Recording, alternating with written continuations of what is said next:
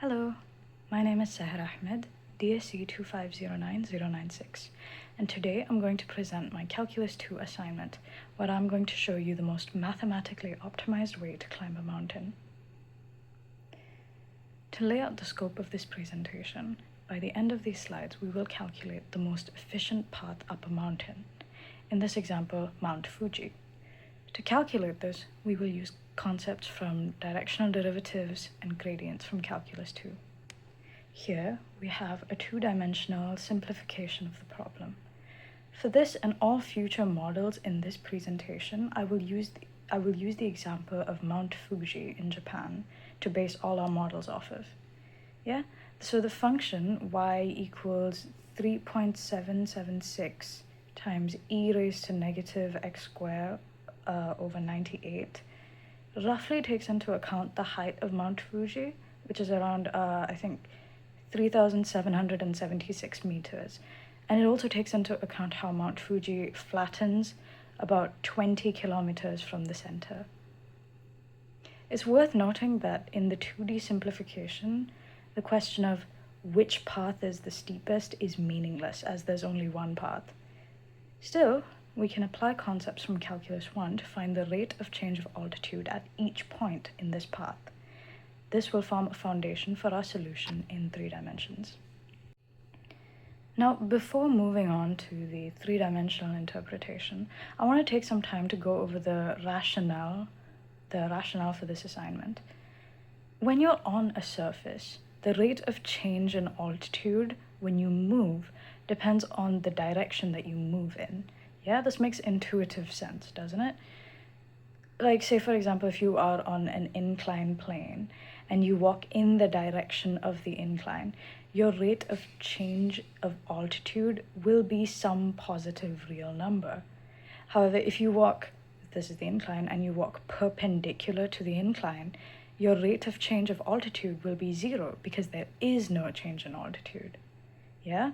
So, how do we quantitatively apply this principle to our problem here? How do we find the steepest path on Mount Fuji? Well, if we can model Mount Fuji, we can use directional derivatives to find the rate of change of altitude for any direction on a point. However, we want to find the steepest, most efficient path up a mountain, not just any path. We know directional derivatives can be expressed as the dot product of the gradient and the unit vector in the direction that we're measuring for. Clearly, this is maximized when cos theta equals 1, meaning the directional derivative is in magnitude the same as the gradient. So if we find the gradient, we've essentially found a function that gives us the direction to the steepest slope. All that's left to do after this is to model a path in that direction. Moving on to the 3D model, as you can see, this is quite similar to our 2D model. It's a simplified Mount Fuji that preserves the height and radius. This exponential function will be used to create the final path later in our slides. One thing that I think is important to note before we move on is that this curve is radially symmetrical. That's a point that'll come back later, so keep that in mind. Onto the calculations. As mentioned earlier, the rate of change in altitude can be measured by the directional derivative, which for the steepest slope is equal to the gradient. The gradient is a function where x is the partial derivative of f over x, and y is the partial derivative of f over y. For our model of Fuji, they are negative x by 49 times z and negative y by 49 times z. Now that we have the gradient function, what's the next step in modeling the path?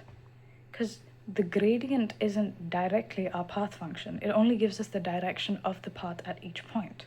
Yeah? So how about let's try equating the velocity of the hiker to the gradient function, since the direction of velocity always matches up with the direction of the steepest slope. Yeah? When we do that, we get dx over dt as the partial derivative of z with respect to x, and dy over dt as the partial derivative of y with respect to t. These are differential equations. Since I don't really know how to compute these by hand, I've got here a Python code that can solve ODEs for me. I don't want to spend too much time explaining the code, but they should plot the curve and our model of Fuji. Here's our final path. The starting point -20, -20 is arbitrarily chosen.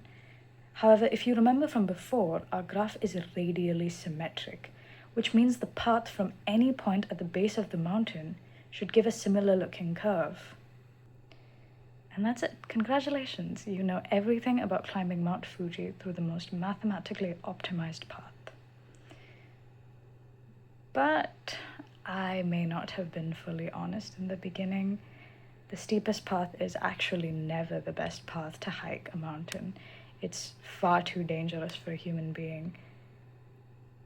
But then, if not for hiking, what can you apply this solution to?